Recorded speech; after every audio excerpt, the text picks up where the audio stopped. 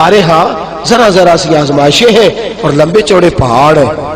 اور ایک اور بات سن لیں، آزمائشوں میں جو جینا سیکھ جاتا ہے نا، رب کریم اسے درجے بھی بڑے ہی عطا فرماتا ہے۔ جس کا دنیا میں کوئی سہارا نہیں نہ بنتا، پھر اسے خدا کی رحمت آگے بڑھ کے سہارا عطا فرماتی ہے۔ اپنی زندگی کے اندر آزمائش سے لڑنا، تکلیف سہنا، ذہن بنا لے، تکلیفیں آئیں گی، آزمائشیں آئیں گی، بیماری آئیں گی، مجھے برداشت کریں۔ جس کے اندر برداشت ہے اس کا حوصلہ بہت بڑا ہے، اور جو برداشت سے آ رہی ہے وہ ختم ہو جائے۔ میرے رسول کریم صلی اللہ علیہ وسلم کی صحابیہ حضرت اسماء بنت ابی بکر صدیق، جناب صدیق اکبر رضی اللہ تعالی عنہ کی صاحبزادی ہے، حضرت عائشہ کی بڑی بہن ہے۔ یہ وہی ہے جو غار ثور میں میرے نبی کو کھانا پہنچایا کرتی۔ 90 سال سے زیادہ عمر ہوگی حضرت اسماء کی، اور ان کے صاحبزادے عبداللہ بن زبیر رضی اللہ تعالیٰ عنہ۔ 90 سال سے زیادہ عمر ہوگی اور ان کے صاحبزادے لڑائی کر رہے ہیں حجاج بن یوسف کے ساتھ۔ آنکھوں سے انہیں نظر نہیں آتا حضرت اسماء کو، بوڑھی ہو گئی، صاحبزادہ جہاد کر رہا ہے۔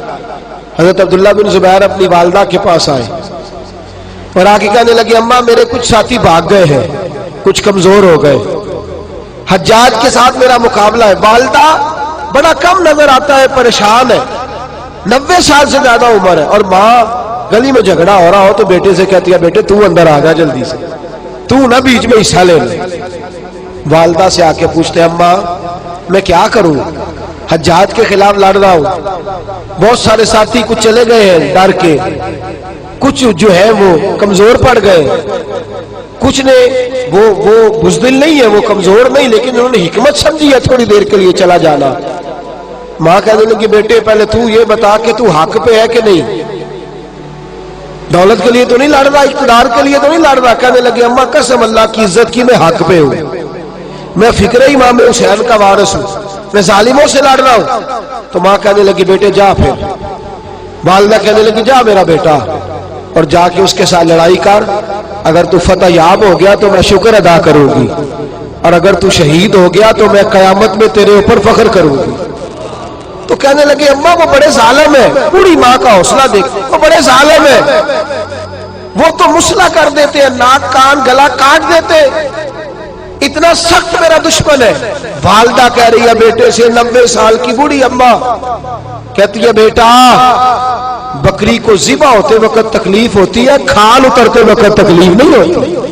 تکلیف تجھے ایک وقت ہوگی جب تیر لگے گا، جب تلوار لگے گی، ناک کان کاٹتے تجھے کیا تکلیف ہوگی، اللہ تجھے زیادہ اجر عطا فرمائے گا۔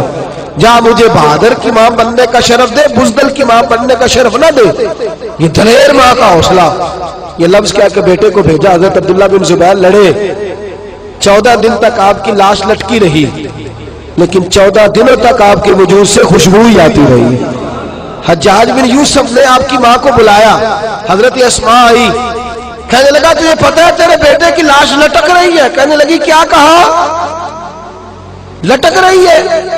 ہاں تیرے بیٹے کی لاش لٹک، کیا کہتے ہو؟ تیرے بیٹے کی لاش لٹک رہی ہے، پھر بتا لو، تیرے بیٹے کی لاش لٹک رہی ہے۔